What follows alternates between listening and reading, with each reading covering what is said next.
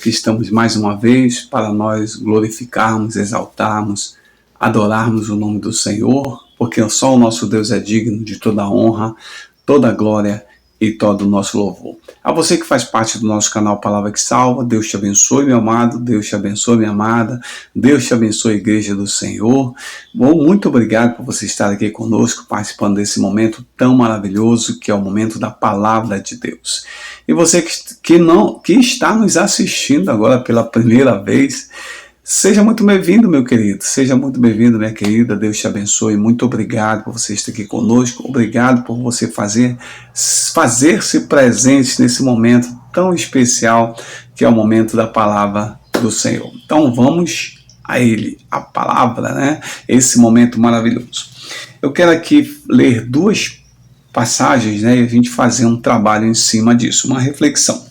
A primeira é em Gênesis 39, verso 6 até o verso 9. Diz assim, ó: José era atraente, de boa aparência. Depois de um certo tempo, a mulher do Senhor começou a cobiçá-lo e o convidou: venha deitar-se comigo, né? Mas ele se recusou e lhe disse: meu senhor não se preocupa com coisa alguma de sua casa, e tudo que tem deixou em meus cuidados. Ninguém desta casa é acima de mim. Ele nada me negou, a não ser a senhora, porque é a mulher dele. Como poderia eu, então, cometer algo tão perverso e pecar contra Deus, né? Essa é a passagem de José diante da situação da esposa de Potifar, né? Vamos aqui para 2 Samuel, capítulo 11,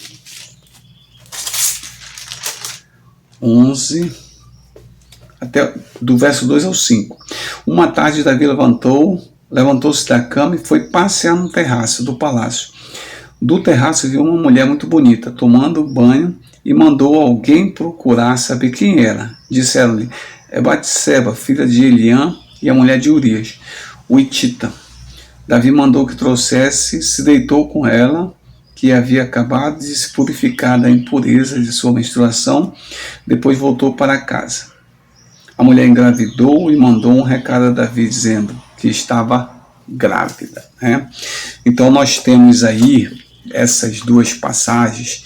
É super interessante aqui para a gente refletir, porque nós temos dois palácios, dois homens e duas atitudes, né? Dois palácios porque o contexto dessas duas cenas se dá dentro de um palácio, né? A casa de Potifar não deixava de ser um palácio também. E Davi ali no seu palácio, então são dois palácios, são dois homens, né? Um era José e o outro é Davi, né? Então nós estamos falando de dois personagens, José e Davi. E nós estamos falando também de duas atitudes, só que essas atitudes, os palácios, podem parecer dentro da cena semelhantes, né? Dois palácios, dois homens, né? Não eram duas mulheres, eram dois homens, e podem também ter uma certa semelhança, né? Dois homens e tal, mas duas atitudes, aí nós vamos ver a diferença, que são duas atitudes, uma bem distante e diferente da outra, né? Na primeira nós temos o quê? Nós temos José, né? Na primeira nós temos José, conforme Gênesis 39. Ele estava sob o cuidado da casa de seu senhor, né? E a esposa de seu senhor tentou seduzi-lo e ele imediatamente recusou-se e não quis.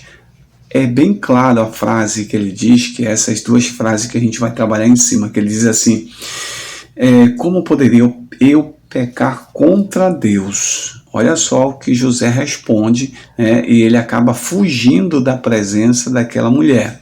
Mesmo depois sofrendo as consequências da mentira, né?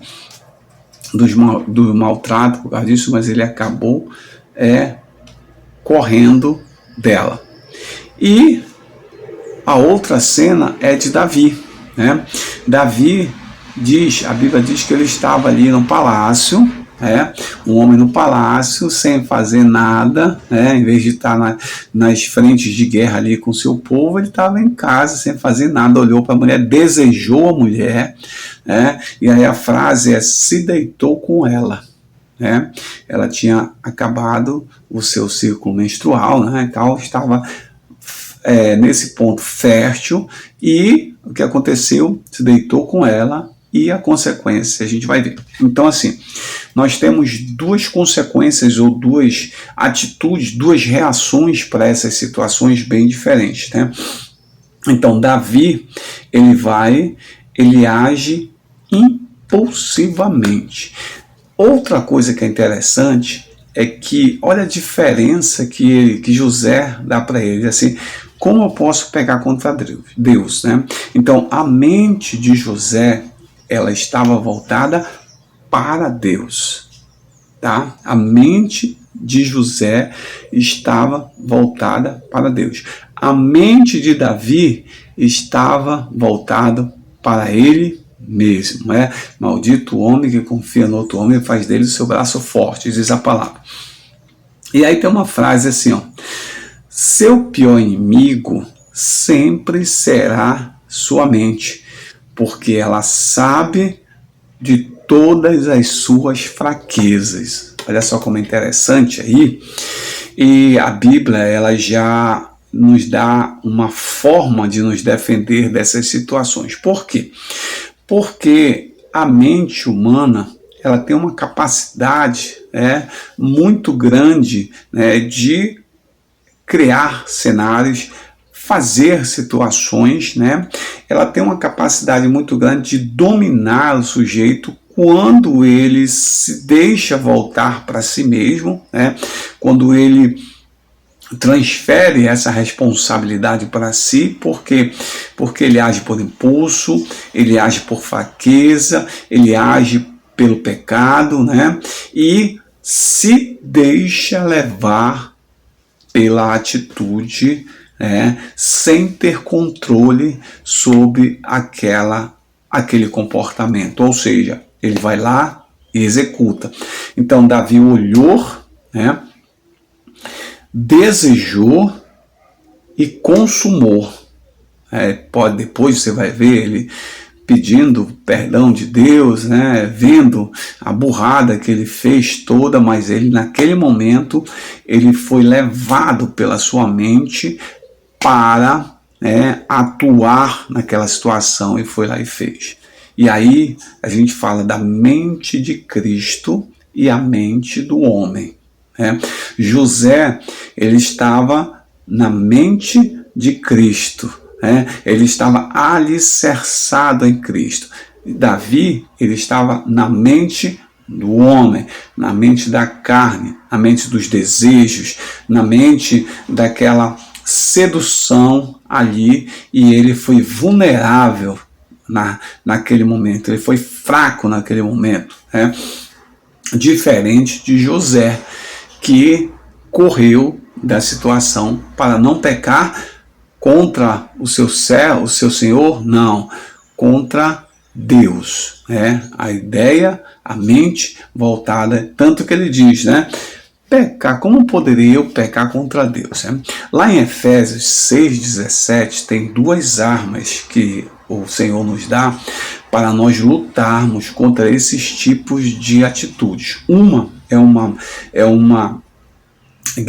arma que a gente luta de frente na batalha, que é a espada, e a outra é o capacete. Então, a Bíblia traz aquela questão dos soldados, que eles usavam o capacete, para se proteger das pancadas, de que supostamente pudesse acontecer nessa região da cabeça, porque ia ser praticamente fatal qualquer golpe ali, né, feito contra a cabeça da pessoa, ia atingir toda a parte óssea, ia atingir o cérebro, a pessoa ia acabar não, a pessoa vai morrer. Então, o capacete é usado para isso. A Bíblia traz esse contexto da luta, do soldado, das armas, para mostrar o capacete espiritual. Então, não é que a gente tem que andar com capacete agora, ou colocar a Bíblia em cima da nossa cabeça, tentando proteger e tal. Não, não é isso. A ideia agora é proteger a nossa mente contra esses pensamentos nocivos, contra esses comportamentos desejosos, sedutores que se colocam à nossa frente, para nós estarmos blindados dessa situação. E até mesmo, se não der, correr da situação, correr daquele momento, porque aquilo não vai fazer bem para nós. Então, pensamentos que invadem a nossa mente, desejos que invadem a nossa mente, fraquezas que invadem a nossa mente, e que nós, naquele momento, se não tivermos o capacete da salvação, que é a palavra de Deus fundamentada, enraizada em nós, nós vamos ser vencidos. Então, antes de processos, antes de estratégias, antes de momento, antes de evolução, vem os princípios da palavra de Deus. Por isso que a Bíblia diz assim, ensina a criança no caminho em que ela deve andar, que mesmo quando ela for velha, não se desviará de quê? Dos princípios da palavra de Deus. Então, se os princípios da palavra de Deus estiverem em mim arraigados como uma cobertura para minha mente, uma blindagem para minha mente, certamente, se eu não conseguir vencer, se eu não conseguir, mesmo diante daquela situação, eu posso até correr como correu José. E aí você vê, Davi, ele peca contra Deus, e o que acontece? Começa um declínio na sua vida familiar. Você vai ver esse menino que nasceu, que vai engravidar, a Batseba grávida, esse menino vai morrer. Na vida dele, na família dele, vai ter homicídio, vai ter suicídio, vai ter estupro, vai ter violência, vai ter várias situações que vão acontecer, ali dentro daquele sistema chamado família, aonde todas essas situações tornam-se consequência do ato que ele fez. Então ele vai trazer isso para toda a sua vida, carregar, Deus perdoou, tal, mas toda situação tem consequência, E você vai ver também do outro lado, no outro polo, José. José, ele correu daquele momento, daquela armadilha, daquilo que ia ser nocivo para a vida dele, e aí a Bíblia diz que aí o que acontece? Quando ele corre, a consequência disso mesmo que por alguns momentos ele passe pela prisão, aquela situação toda, mas quando ele corre, Deus o exalta.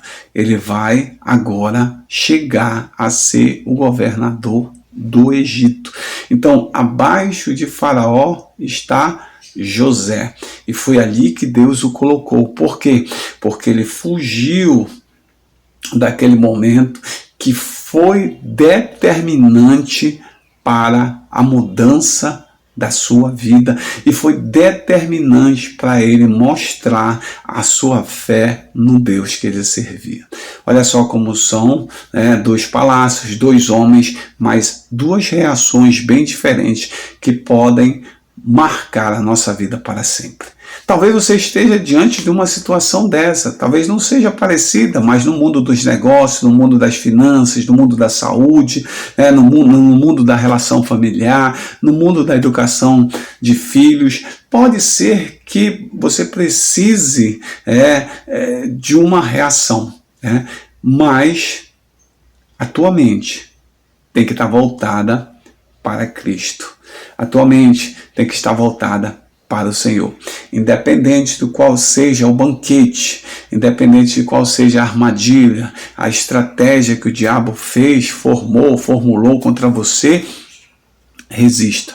A Bíblia diz que resistir ao diabo, ele fugirá de vós. Resista. Se você não tiver ali nas últimas forças, corra para os pés do Senhor, porque Ele vai te ajudar e vai te acolher. Que o Senhor te abençoe nesse dia, que o Senhor te guarde, que o Senhor te proteja, que as bênçãos do Senhor caiam sobre a sua vida de forma tremenda, de forma maravilhosa. E lembre-se, blinde a sua mente junto com as armas que o Senhor nos dá, que é o capacete da salvação, blindada a nossa mente, somente no Senhor nós conseguimos blindá-la. Que Deus te abençoe poderosamente.